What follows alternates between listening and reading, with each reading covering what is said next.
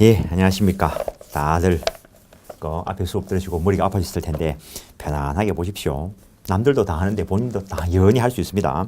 일단 58페이지를 펴놓으시고 지난 시간에 했던 거 잠깐 보시면은 민법에서 다루고 있는 게 결국에 사람이 무엇인가에 대해서 누리는 것으로서 법의 보호를 받는 권리에 대해서 공부하시는데, 이 권리는 부단히 발생, 변경, 소멸을 하는 데 것을 권리 변동이다라고 이야기했었고, 이러한 권리 변동의 원인이 되는 것, 그것이 무엇이든지 간에 일단은 그것을 법률 요건이다라고 이름을 붙인 것이고, 요 법률 요건의 개개의 구성 요소 되는 것들이 있는데, 그것들을 간단하게 법률 사실이다라고 이름을 붙인 것이고, 이 법률 사실에는 사람 정신작용과 관계 있는 것을 용태라 했고, 사람 정신작용과 관계 없는 것을 사건이라 했는데, 결국에 지난 시간에 공부한 게 이거밖에 없습니다. 요 정도만 머릿속에 들어있으면 됩니다. 옆에 자질자질한 거 아직은 몰라도 됩니다. 시험에 안 나온다는 말 한 거 아닙니다. 시험에 나오긴 하는데 처음부터 다 알고 가겠다라는 생각을 접으시라는 겁니다. 여튼 요 법률 요건에 크게 법률 행위다라고 하는 것이 있고, 법률 행위에 의하지 않는 것이 있는데, 법률 행위에 의하지 않는 법률 요건들은 법률에 규정되어 있다라는 것. 그중에서 민법 총칙은 법률 행위와 관련된 것을 가지고 공부하는데, 요 법률 행위다라고 하는 것은 의사 표시라는 법률 사실을 필수적인 구성 요소로 한다라고 이야기했습니다.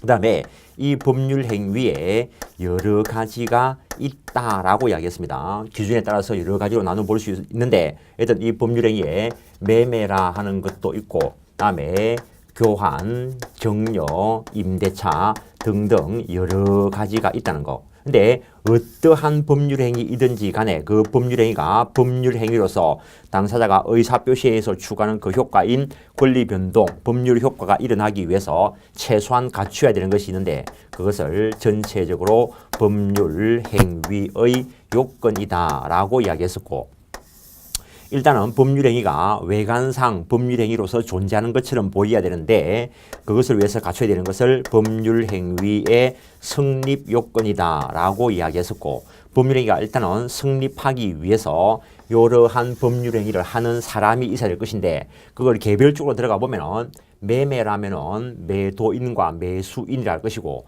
임대차라면은 임대인과 임차인이라 할 것인데, 그런 사람들을 통틀어서 그냥 간단하게 법률 행위의 당사자다라고 이야기할 것이고, 사람이 있는 것만 가지고 법률 행위가 이루어지는 것이 아니고, 이 사람들이 일단은 내면에 의사표시라는 것을 가지고 있어야 되는데, 요 의사표시의 내면의 요 의사, 그것이 가지고 있는 게 결국에는 당사자가 추구하고자 하는 법률 행위의 목적이 될 것이고, 이 목적이 머릿속에 있는 것만 가지고, 마음속에 있는 것만 가지고 법적으로, 외부적으로, 사회적으로 아무런 의미가 없고, 요것을 겉으로 드러내야 될 것인데, 요걸 겉으로 드러내는 그 과정을 의사표시다라고 이야기한다는 것. 따라서 모든 법률행위는 최소한 이 정도는 있어야 법률행위로서 성립, 존재하게 된다는 것.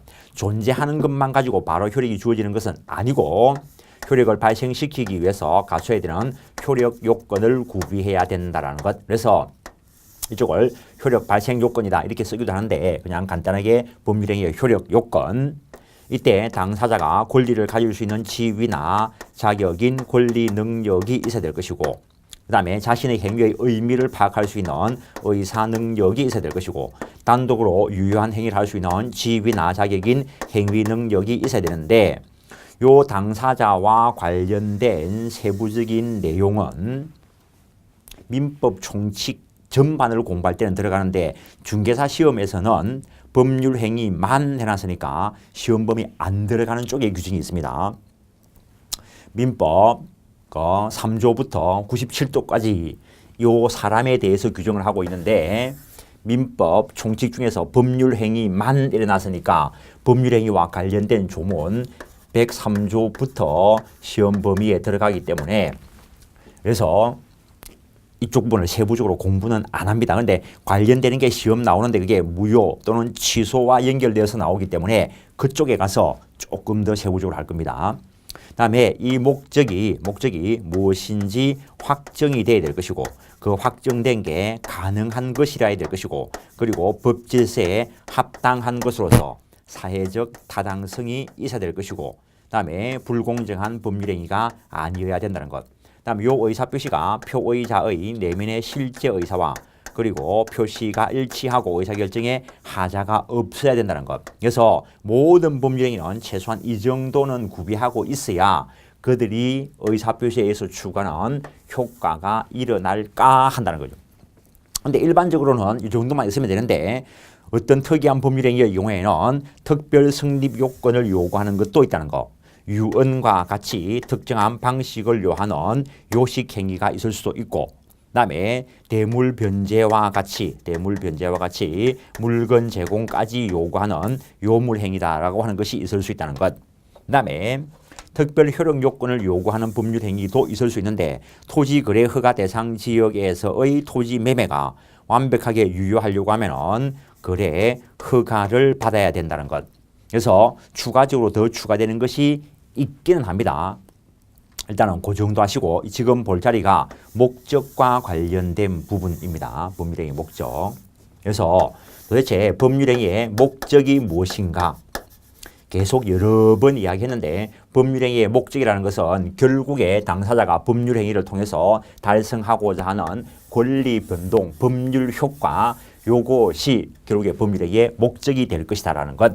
일단 그것이 확정되어야 할 것인데, 확정되어야 될 것인데 그것이 만약에 확정 안 되면 어떡할 것인가라는 거죠. 그러면은 확정을 시킬 필요가 있는데 요 법률행위의 목적을 확정시키기 위한 작업이 법률 행위 해석의 문제이고, 지난 시간부터 지금까지 한 것 중에서 이게 가장 중요합니다. 그래서 동떨어져서 생각할 수 있는 게 아니고 체계상 여기서 법률행위 해석을 설명해야 되는데 여기서 설명하기에는 덩치가 너무 크기 때문에 대부분의 책, 내 책도 마찬가지고 사회적 다양성을 설명하고 난 뒤에 상세하게 설명하고 있습니다. 일단 해석을 통해서 확정시켜야 한다라는 것. 그럼 그걸 반대로 다시 읽으면은 법률행위의 목적이 존재를 해야 법률행위가 성립을 할 것이고 그것이 확정이 되어야 효력이 발생할까 한다는 거지. 확정이 되어야 효력이 발생한다라고 지금 말 안 하는 게 확정만 되었다고 효력이 발생하는 것이 아니고 다른 것들 다 갖추어야 된다는 거죠. 그래서 법률행위의 목적의 확정을 대부분의 학자들이 효력 요건 쪽에 위치시키고 있는데 판례가 약간 딴 말을 하고 있습니다. 나중에 이야기하기로 하고, 그래서 해석을 통해서 확정시켜야 되는데 확정 안 되면은 이 법률 행위를 어떻게 처리할 거냐. 요 체계를 가지고 그대로 대입하면은 성립은 했으니까 효력이 주어져야 되는데 효력 요건을 구비하지 못했으니까 무효가 될 것이다. 종래 학자들이 이렇게 처리해 왔습니다. 판례는 약간 딴소리를 하고 있는데 나중에 가서 이야기한다 했습니다. 그래서 아직까지 요 구체적인 내용은 너무나 팽배하게 대립이 있어가지고 요 팽배한 대립 내용 자체가 시험 나오지는 않았습니다. 일단 요것을 가지고 알아놔야 될 게 법률행위 목적, 요걸 다시 쓰면은 법률행위의 내용이다라고 이야기할 수 있는데 요 법률행위 내용의 확정은 성립 당시에 확정되어 있을 필요는 없고 장차 이행기까지 확정될 수 있는 표준만 정해져 있으면 좋다는 거. 장차 이행기까지 확정될 수 있는 표준만 정해져 있으면 해석을 통해서 확정시키면 될 거니까. 따라서 그 표준조차 정해지지 않았다면 일단은 이론대로 간다면 무효로 될 것인데 일단 해석을 통해서 확정이 되었다고 해서 무조건 효력을 줄 거는 아니라는 것. 그것이 가능해야 될 것이라는 것. 옛날에는 참 그런 노래도 많이 들었는데 요새는 사람들이 운치가 없는가 낭만이 없는가 그런 노래를 안 해요. 옛날에 사람들 보면은 그 노래 중에도 저 별은 나의 별 이런 거 있었는데 저 별은 나의 별 이런 거 있었는데 요새는 그런 노래가 있는가도 몰라요. 근데 어떤 사람이 하늘을 쳐다보고 저 별은 나의 별 이래 노래 부르니까 길 가던 여자가 그러면 그 별 따다 줄래 이래 물어요. 따다 준다 해야 돼, 못 따다 준다 해야 돼 이걸. 낭만에 빠진 건지 정신병에 빠진 건지 모르겠지만은 낭만에 빠진 거하고 정신병에 빠진 거하고 구별이 될까? 본인 스스로 한번 생각해 보시고 한계선상에 있겠지만 그래서 그때 따다 주면 뭐 줄 건데? 따다 주면 100억 준대. 100억. 따다 주면 100억 준대. 그럼 계약이 체결되었을까? 계약이 체결되었을까? 참 법에서는 법 문제 내는데 쓸데없는 판례 들고 와가지고 참 머리 아프게 하지 말고 정말 법 원리적인 거 이런 거 가지고 문제를 내면 참 좋을 것 같은데 오히려 이게 더 힘들겠지 잘못하면. 계약은 체결되었는가 이래 물으면 본인들 마음속으로 한번 생각해 보시죠. 계약 체결되었습니까? 안 되었습니까? 뭐 가지고 판단하죠? 이제 마음의 결정을 내리시고 법률 행위의 성립, 계약의 성립, 계약이 체결되기 위해서 최소한 일반적으로 이 정도만 있으면 된다 했습니다. 그러니까는 당사자가 있고 별 따다주는 목적도 있고 따다 주겠다 했고 그러면 100억 주겠다 뭐 그래 하겠다라고 했으니까 계약이 체결된 거는 맞습니다.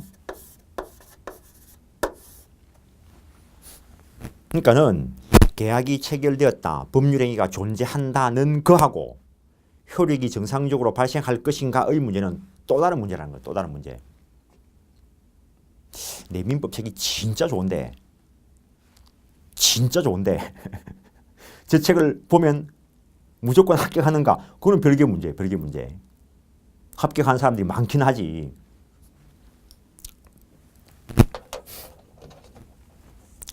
참 이상하지. 똑같은 그림을 보고 어떤 사람들은 이쁘다 이라고 어떤 사람들은 별거 아니고 낙서다 이라고.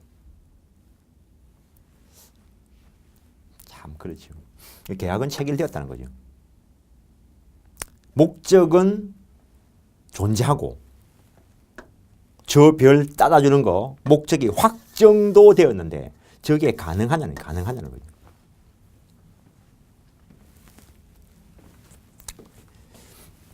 뭐 앞으로 뭐 과학이 발달해 가지고 우주선이 엄청 크게 뭐 개발되고 이러면은 그때 가서는 가능할지 모르겠지만은 지금 봐서는 저 정도라면 불가능이라는 거예요. 그냥 간단하게 불능. 가능과 불능을 판단하는 기준은 결국에 사회 통념으로 판단한다는 것. 참 민법 교과서에 보면은 사회적 타당성,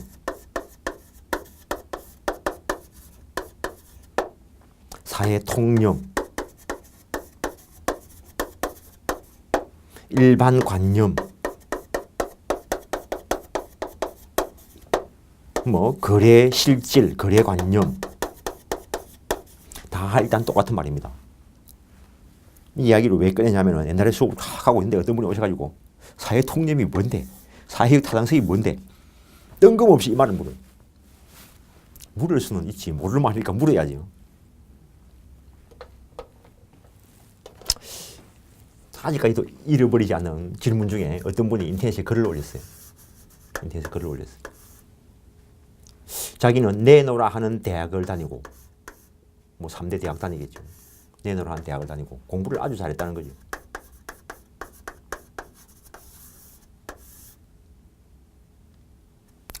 그래서 자기는 상식이 뛰어나다는 거죠.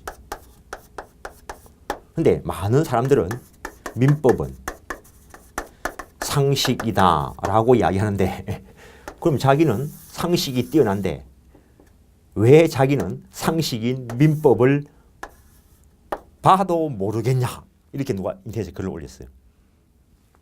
그 내가 답변을 달기를 그 상식이 아니다 이렇게 이야기했죠. 어제도 이야기했는데 민법 교과서에 참 국어적으로 어쩔 수 없이 국어적으로 쓸 수밖에 없습니다. 국어적으로. 그럼 내가 지금 영어로 쓸까?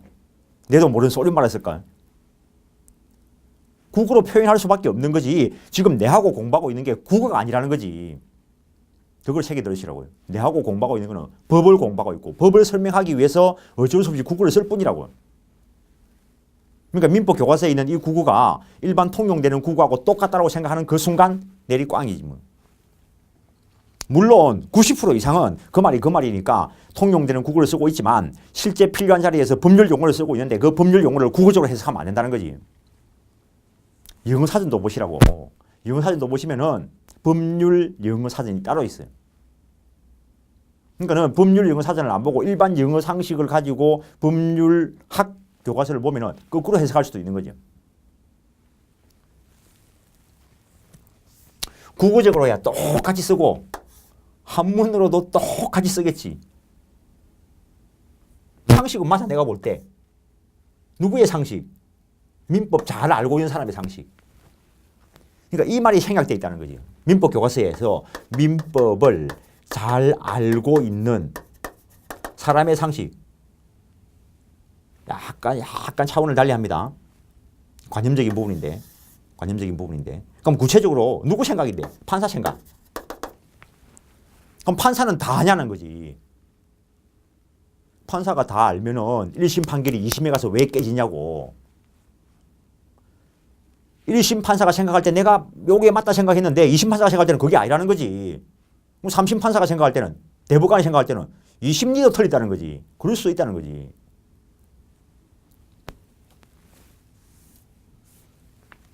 일 더하기 1이 뭐냐? 이거는 쉬워요. 우리는 지금 이론적 연결고리를 찾아가야 된다고. 그래서 민법은 상식이다라고 이야기하는데 법 모르는 일반인, 극단적으로 해요. 극단적으로. 법 모르는 일반인 중에는 여러 사람이 있지만 그 중에 강도 생각해 보자고. 강도도 상식을 가지고 있겠지. 자기한테 맞는 상식. 아무나 돈 들고 가면은 뭐 뺏어올 수 있는 그런 상식 가지고 있겠지. 그걸 우리가 그 사람은 그게 상식일 줄 모르지만은 일반 사람들의 상식은 아니죠. 그러니까는 법을 정상적으로 도의관념, 더 법책 쓰면은 도의관념을 정확하게 가지고 있는 그 사람들의 상식. 근데 그걸 민법 교과서에 쓰면서 낱낱이 민법을 잘 알고 정통하고 있고 법철학이 정통하고 도덕적인 관념이 티철한 그런 사람들의 상식을 말한다. 그렇게 쓰지는 않는다는 거지. 그냥 상식이라고 쓴다는 거지. 그래서 일반 법 공부 안 한 사람들이 가지고 있는 생각하고 다른 부분이 있다는 거죠. 만약에 똑같으면 공부할 필요 없지. 똑같은데 왜 공부를 해? 내가 지금 말씀드리는 거는 사고 체계를 계속 바꿔가야 한다는 거죠. 어제도 내가 강조를 한 것 같은데 민법 교과서를 읽었는데 내가 생각이 틀린 것 같아. 민법 교과서가 틀린 게 아니고 자기 생각이 틀린 거지. 생각을 맞추시라고. 생각을. 내 수업은 단지 암기시키는 수업이 아닙니다. 암기시키는 수업은 쉬워. 외우라 하면 되지. 못 외우면 지 탓인데. 이해를 시키다니까 강의하는 내가 엄청나게 힘들어 사실은. 얼마나 힘든거 한번 해보려 하면은 집에 있는 초등학교 한 2학년 3학년 잡고 대학 국어 한번 가르쳐 보시라고. 가르쳐지는가. 지금 우리가 배우고 있는 내가 어제 수업하면서 이런 것들은 뭐 중학교 사회책에도 나옵니다 했지만은 지금 우리가 중학교 사회책에 나오는 수준으로 공부하는 게 아니라고요. 어제도 잠깐 이야기했지만 지난 시간에도 잠깐 말씀드렸지만 사법시험 민법이나 중개사 민법이나 다를 게 하나도 없어요. 똑같아. 원리가 똑같아. 포장만 다르게 해놓은 거지. 사시용으로 나온 그 교재가 그 과목이 중개사 시험에 들어있으니까 뭐 다르겠지. 그런 게 어디 있어요. 어떤 때는 요즘은 이제 좀 제도가 바뀌어가지고 요즘 뭐 사법시험이 없니 뭐 있어지니 뭐 이런 말이 있는데 옛날에는 사법시험보다 어렵게 나온 적이 있어요. 중개사 민법이. 처음부터 사고체계를 꽉 잡고 오시라고요.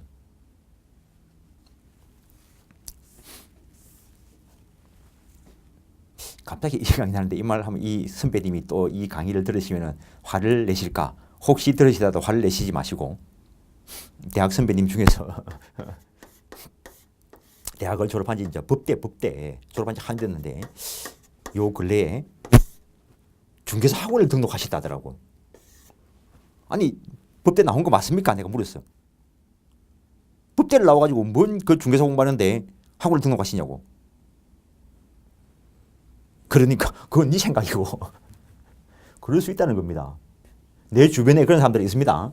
내 주변에 옛날에 사시 공부해가지고 사법시험 민법을 90점 이상 받는 그 사람들이 사시가 안 돼가지고 다른 일에 종사하다가 한 10년 조금 있다가 시험 치러 가가지고 민법은 옛날에 뭐 이래 사시도 90점 받았으니까 뭐 민법 공부를 안 했겠지. 그래 들어가 시험 치보니까 민법 꽉 나가 떨어져요. 사고 체계가 바뀌면 꽉 나요. 그럼 사고만 잡히면 당연히 기본 점수가 나와요. 60점, 70점이 나와. 사고만 잡히면. 몇 개 외워가지고 60점, 70점을 넘기는 게 아니고 기본적인 법적인 사고 체계만 생기면 기본적인 점수 80점, 90점이 나와 이게. 민법은 80점, 90점 받는 게 어려운 게 아닙니다 이거. 법적인 마인드만 생기면 돼. 법적으로 생각할 때 타당한가 안 한가 그것만 판단할 수 있으면 돼. 그게 공부 안 한 상태에서 생기지는 않는다는 거지. 백날 첫날 외운다고 생기는 게 아니라는 거지.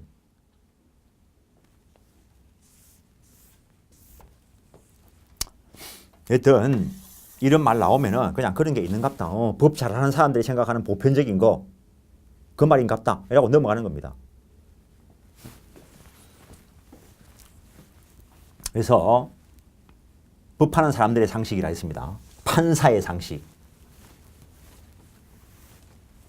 일반인들의 상식이 아니듯이 민법이 조폭들의 상식이 될 수 없듯이 법 공부하는 일반인들의 상식이 될 수도 없다는 거. 물론 그 일반인들이 도덕적인 관념, 태어날 때부터 법적인 관념을 가지고 있는 그 사람이라면 그 사람 상식 맞아요. 그런데 태어날 때는 도덕적으로 선량하게 태어났지만 살다 보면 어느 게 옳은 건지 알 수도 없잖아. 그래가지고 조선시대의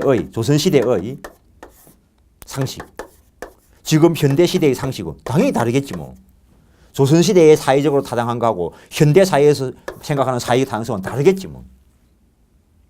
그러면 민법 교과서가 딱 지금 현재 보편관념 사회적 타당성에 맞는 상식이다. 그래 현대사회에 맞아. 100년 뒤에도 맞을까?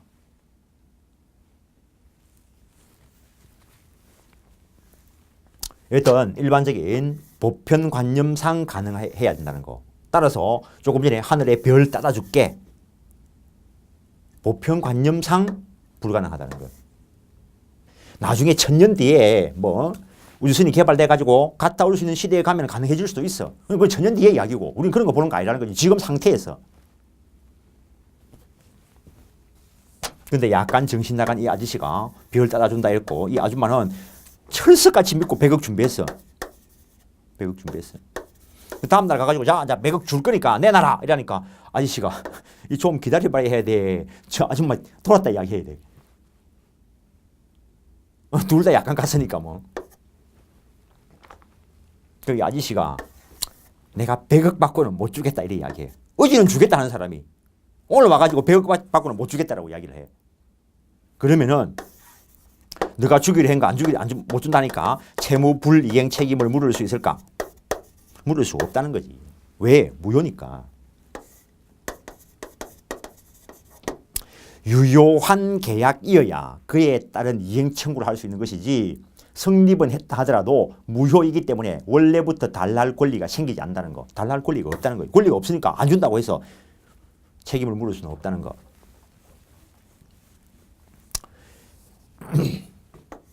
그 다음에 가능하다고 해서 무조건 효력을 줄 수 있는가? 그것도 아니라는 거죠. 법 질서에 합당해야 된다라는 것. 그럼 어떤 법에 합당해야 되는가? 지구상에 존재하는 모든 법에 합당해야 된다. 어떻게 살아 이걸? 법이 얼마나 많은데 내가 모르는 법도 있는데 또 민법 선생이 돼가지고 네가 모르는 법도 있나? 어떻게 할 건데 그걸? 법전 한번 보시라고. 이만한 법전. 법 이름도 다 몰라. 또 수업 안 들으려 하겠네. 민법 선생이라 그것도 모르냐고. 모르는 건 모른다 이지. 자, 참고로 모르는 거는 모른다가 정답입니다. 중개사 공부하시는 분들 난리 나는 이유가 뭐냐면 공부 좀 한 것 같이 보이는 사람이 있어. 좀 한 것 같이 보이는 그 새끼가 미치는 거지. 미친놈이지. 아, 본인 말고 학원 강사들도 뭐 지가 좀 한 것처럼 하는 분들이 있는데 좀 한 것 같은 놈이 새겨 들으시라고, 새겨. 옆에 사람들이 이제 초짜가 오고 보면은 얼마나 대단해 보이겠어. 법률 행위도 알아. 시험 치는 게 뭔지 알아. 얼마나 대단해 보이고. 단어 배우는 거하고 아무 상관없는데. 근데 초짜가 보면 얼마나 대단해 보이겠어. 대리도 이야기하고 막 이러는데. 나는 알지 내용을 아냐고. 그또 물어보면은 몇 년 공부했으니까 대답을 안 해줄 수도 없어. 그러니까 막 지어내가 이야기를 해줘. 또 그걸 머리 좋은 이 아줌마는 지어내 들은 이야기를 또 철석같이 믿어. 그래 놓고 이제 어디 가가지고 강사 이야기를 들으면 저 새끼 틀린 말인데 지가 틀린 줄 모르고 환장하겠어. 혹시 이런 사람이 있으면은 모든 걸 다 내려놓고 내 수업을 들으시라고. 합격하고 싶으면은. 시험이라는 건 몰라도 합격할 수 있어요. 객관식인데 뭐 잘 찍으면 되지 뭐. 밖에 나가서 사고 치지 마시고 공부 똑바로 하시라고. 나는 대놓고 이야기할 수 있어.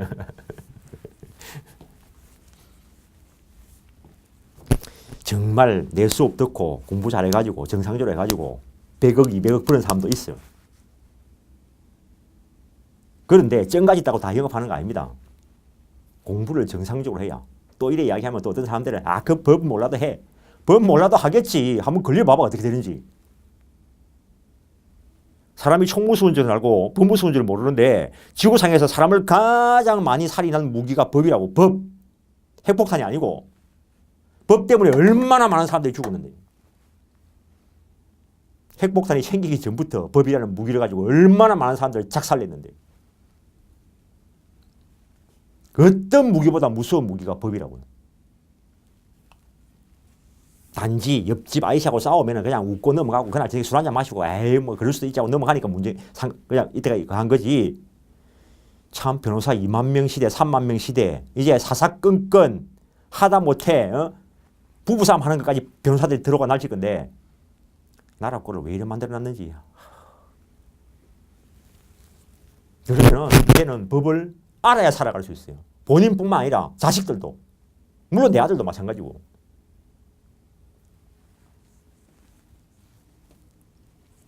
내 말을 수업할 때 잘 들어보시라고. 법을 살짝 비켜가는 말들이 있습니다. 저 국회의원들 새끼들 몇 명 빼고 빨리 밖으로 놔야 되는데 비켜가는 말이라고. 비켜가는 말. 몇 명 빼고 그 몇 명 빼고 수업할 때 보면은 그런 교모한 말장난을 내가 합니다. 혹시 시비 거는 놈이 있을까 싶어가지고. 여러분들도 결국에는 법을 공부해가지고 그런 것까지 활용하면서 살아가야 될 시대가 왔다는 겁니다. 옛날에 이거는 1화에 나오는 거고 실제 있었던 사건이고 대학 교재 읽어보면은 어느 교수님 책에 나옵니다. 한국 사람, 순진한 한국 농사꾼 아저씨 미국에 이민을 가가지고 농사를 짓는데 소를 기르는데 이 소가 어느 날 보니까 옆집 채소밭에 들어가가지고 뭐 채소를 뜯어먹고 있다라는 거지. 그래가지고 주인을 만나가지고 주인한테 들켰겠지 뭐. 안 그러면 살짝 하면 될 건데. 주인이 와가지고 그러길래 미안하다 쏘리 뭐. I am sorry 하는 거지 뭐. 뭐라 하는지도 모르고. 그러니까 이 아저씨가 웃으면서 오케이 예스 뭐 괜찮다 했겠지 뭐. 그래가지고 이제 참 미국 사람들은 화도 안 내고 그냥 뭐 웃고 우리 동네에서 막 옛날에 한국에서 그랬으면 막 난리 났을 건데 네 소도 안 되고 한 해 농사를 망친 일 할 건데 미국 사람들 참 그래 뭐 웃어가면서 괜찮다 뭐 그럴 수 있지 뭐. 그래가지고 역시 미국에 오기를 잘했다 했는데 며칠 지나고 나니까 편지가 나왔는데 손해배상 청구 뭐 얼마 왔다는 거지.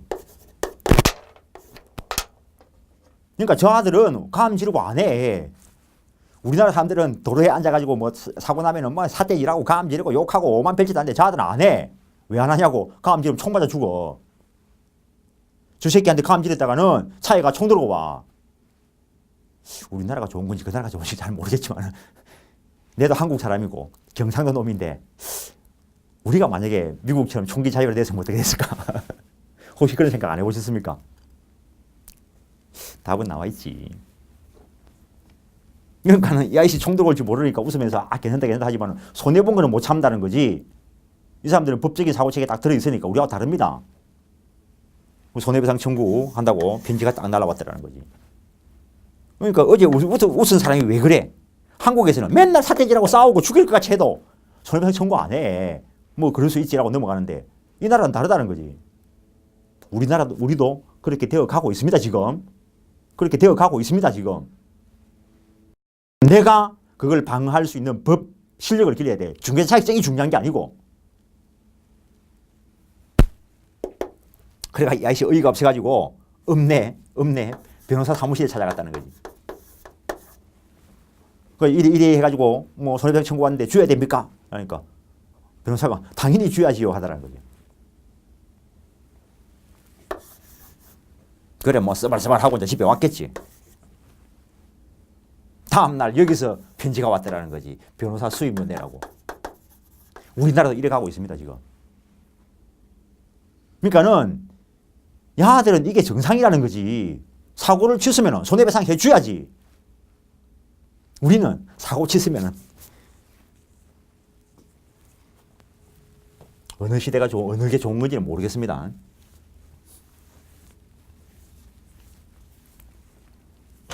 그래서 도대체 어떤 법을 지켜야 될 것이냐. 법도 크게 나누어 보면은 강행법규라는 것과 임의법규라고 하는 것으로 나누어 볼 수 있다는 거. 강행법규라는 것은 강제적으로 지켜져야 될 법이고 임의법규라는 것은 임의로 배제시킬 수도 있다는 거.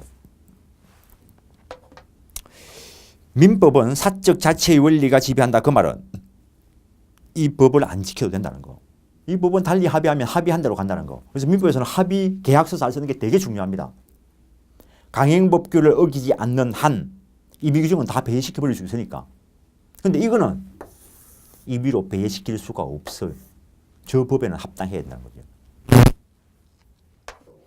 이거는 위반이 아니고 그냥 배제시킬 수 있어요. 근데 옛날에 법 이론이 발달되기 전에 민법 교과서를 열어보면 민법 총칙에 있는 규정들은 대체로 일단 임의규정인데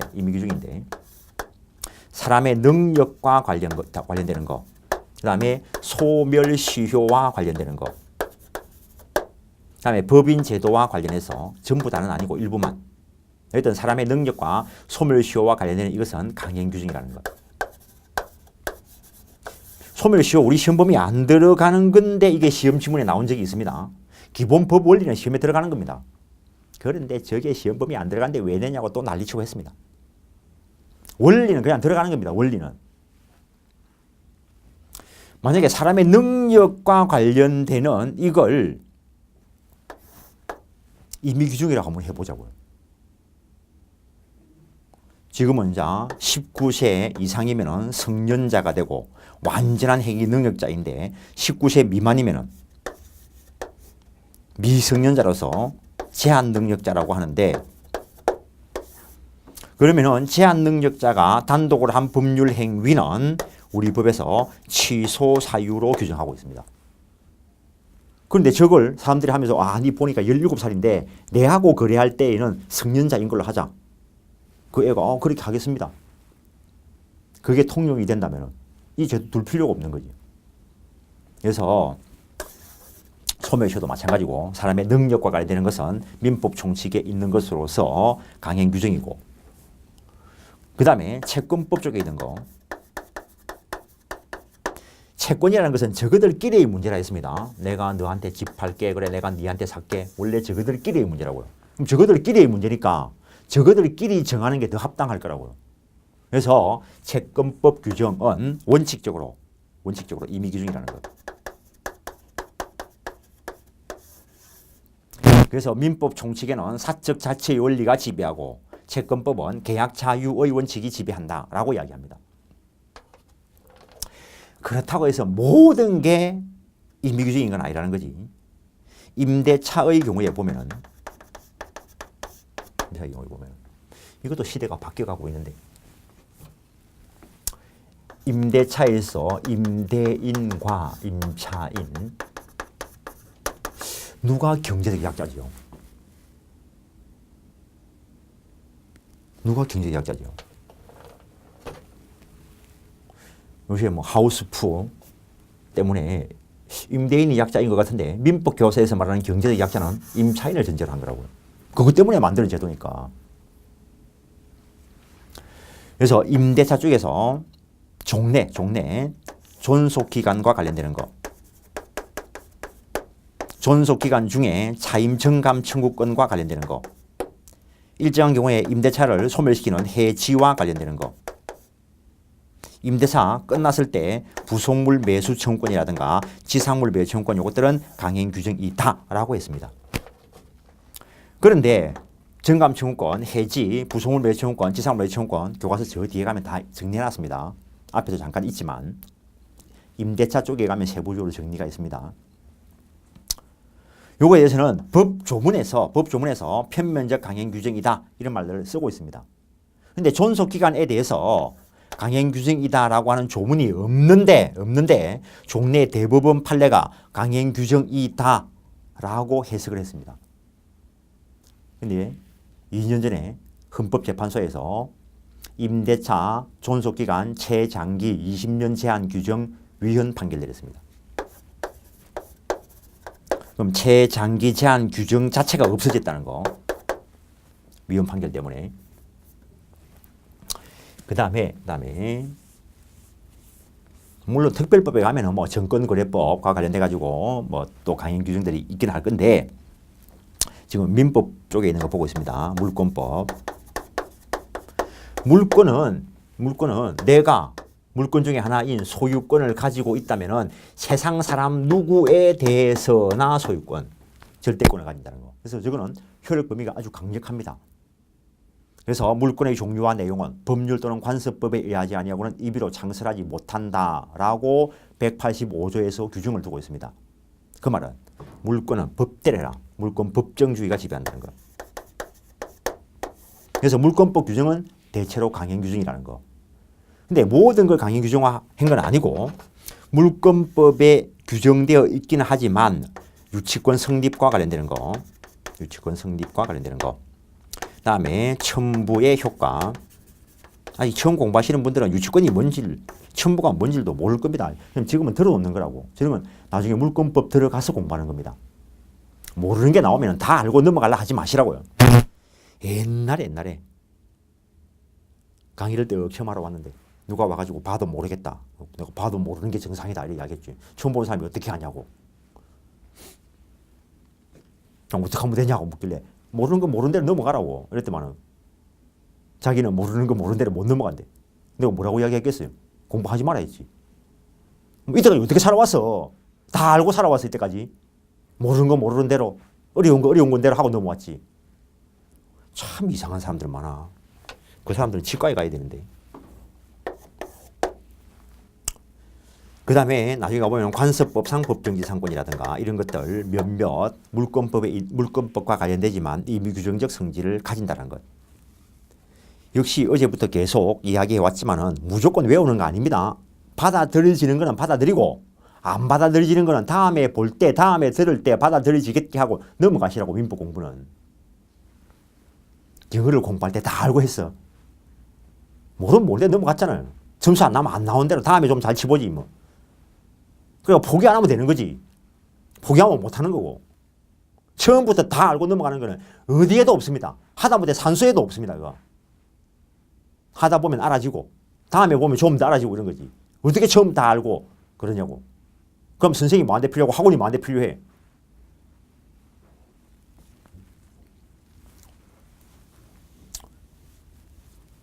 근데 강행법규도 민법에만 있는 게 아니고 또 여러 쪽에 있는데 그럼 이 강행법규는 전부 다 지켜야 되냐? 이제 그 이후에 이론이 발달했다는 거죠.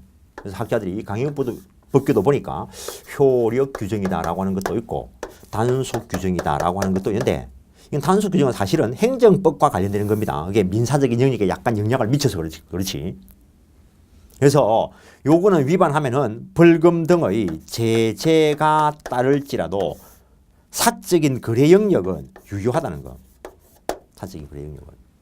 그래서 음식점을 영업을 하려고 하면은 국가로부터 허가를 받아서 음식점 영업을 해야 되는데 허가 없이 무허가 음식점 영업하는 데 가서 음식을 먹었으면은 음식값 줘야 될까 안 줘도 될까?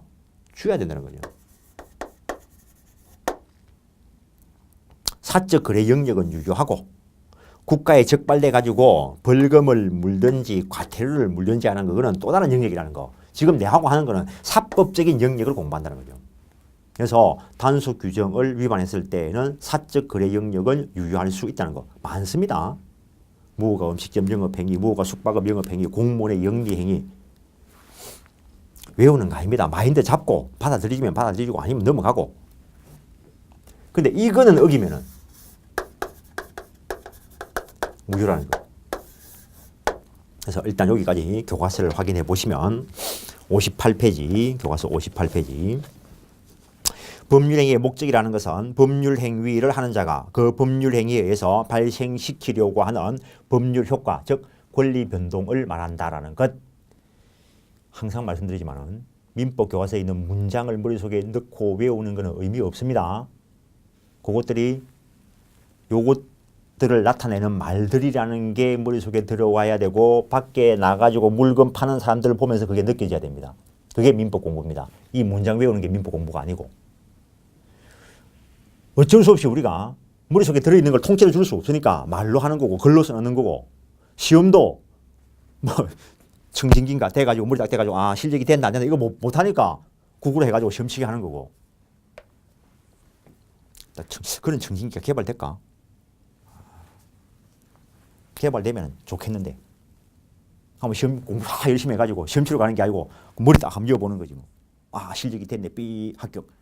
아 그런 시대가 올까? 아 좋겠는데 그러면.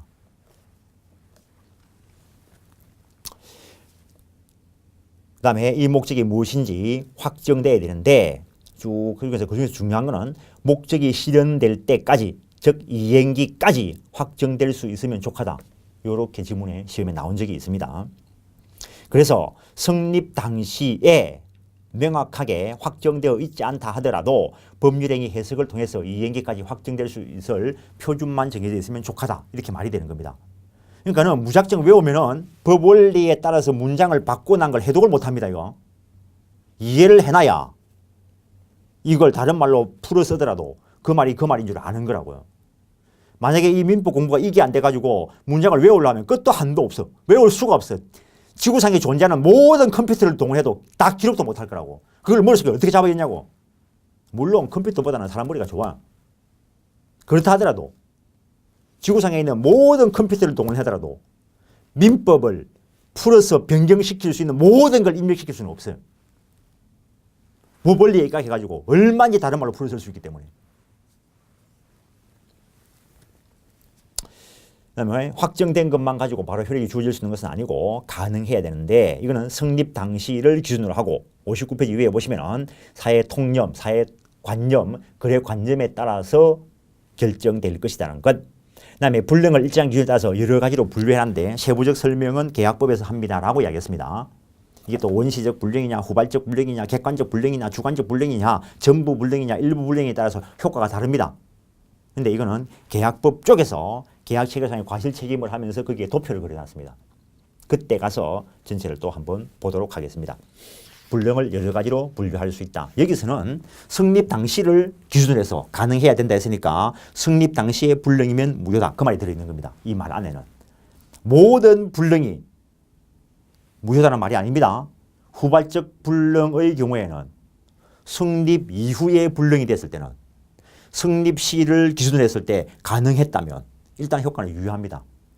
유효하니까 그 이후에 불가능하게 됐다면 채무 불이행이나 위험 부담의 문제로 갑니다. 계약법 쪽에 가서 공부합니다. 성립 당시를 기준으로 했을 때, 성립 시를 기준으로 했을 때 이미 그 이전의 불능인 것을 원시적 불능이라 하고 원시적 불능일 때 원칙적으로 무효로 갑니다. 엄밀하게 이야기하면 원시적, 객관적 불능일 때 무효입니다. 원시적, 주관적 불능은 매매라면 매도인의 담보 책임으로 해결됩니다. 돌겠지요. 60페이지. 또 가능한 것만 가지고 효과를 줄 수 있는 것은 아니라는 거. 예, 근데 내가 요새는 어디 가면 마약을 구하지? 마약을 사본 적이 없어가지고. 그래서 마약 상한테 가가지고 마약 주십시오. 그래, 내일까지 뭐 10억 들고 온나? 오늘 계약을 체결했어. 근데 내일 가니까 그놈이 마약을 안 가져와서 소금을 들고 왔어. 채무불이행 책임을 물을 수 있는가? 안 된다는 거지. 효력규정 위반, 향정신성 의약품관리법 위반, 무효. 채무불이행 책임 물을 수 없다는 거지. 그때 만약에 내가 돈을 줬더라면 내가 오늘 돈 줄 테니까 내일 가져왔나? 했는데 내일 안 가져왔어. 돈 돌려달라 할 수 있을까? 돌려달라고도 못한다는 거야. 불법 원인 급여라고 이야기합니다. 그런 거 잘하는 사람 떼돈 벌겠지요. 받기만 하고 내일 안 주면 되니까. 신고하면 한번 갔다 오는 거지 뭐. 근데 돈은 안 돌려줘도 돼. 근데 가지고 있으면은 추징금 당하겠지. 그 다음에 여튼 모든 법에 적합해야 되는 것은 아니고 강행법규에 적합해야 되는데 그 의 쪽에 한번 보시면은 범정 중에 선량한 풍속 기타 사일세의 관계에 있는 규정을 강행규정이라고 한다 이래놓고 괄호 안에 소수설입니다 라고 써놨습니다.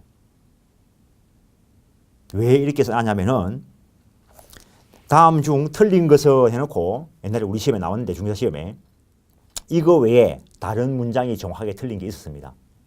근데 지문 중에 하나가 법령 중에 선량한 풍속 기타 사일세의 관계에 있는 규정을 강행규정이라 한다 이 지문이 들어있다는 거죠. 법 공부한 사람이 이 신청 들어갔겠죠. 그래서 그것까지도 틀린 걸로 처리했습니다.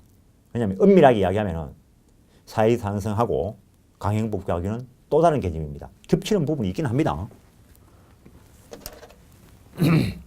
강행법규로 규정되어 있는 것들이 대부분 사회적 타당성과 관계에 있겠지만 국가 질서 유지를 위해서 사회적 타당성과 관계없는 것을 강행 규정화시키는 것도 있습니다. 그래서 일치하는 개념은 아닙니다. 그래서 엄밀하게 말하면은 다술 판례, 선량한 풍속, 기타 사일서와 강행법규를 구별을 하는데 민법 총칙 교과서가 처음 공부하시는 분들이 보기 때문에 대부분 대충 소설처럼 써놓고 넘어갑니다. 그냥. 애매한 것들은 그냥 이 걔네 대립이 되는구나. 그러고 넘어가십시오. 그런 거는 객관식 시험에 안 나옵니다. 정확하게 판례에 근거한 것만 법 조문에 있는 것만 시험에 나옵니다. 또 그러니까 판례만 냅다 외우면 되겠네. 외워보시라고 외워지는지 그게. 중개사 시험 범위와 관련되는 판례가 몇 개쯤 되겠습니까? 4만 개쯤 되겠지. 4만 개. 대충 봐도. 근데 A가 마약 팔면 무효, B가 마약 팔면 무효, C가 마약 팔면 무효. 이런 개별적 판례는 이런 수십만 개라는 거지. 그럼 우리가 기억할 건 이게 아니고 누구라도 마약 팔기로 했으면 무효. 그게 원리인 거지. 그렇게 기억을 해가지고 개별적으로 나왔을 때 이거는 원리에 위반한다, 원리에 합당하다라고 판단하는 게 시험이라고요. 교과서 지문에 딱 있는 거 갖다 놓은 거 교과서하고 똑같이 해놨네. 이거 고르는 게 아니고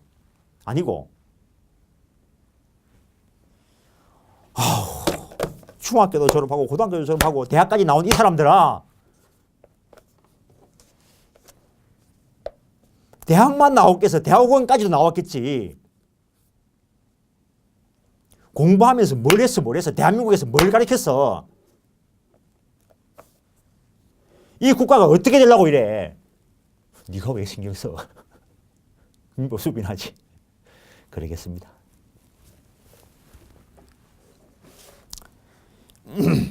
이 국가가 100년이고 1000년이고 살아남고 번성을 해야 되는데 그게 다 내 탓, 우리 탓이라는 겁니다. 잘 되고 못 되고가.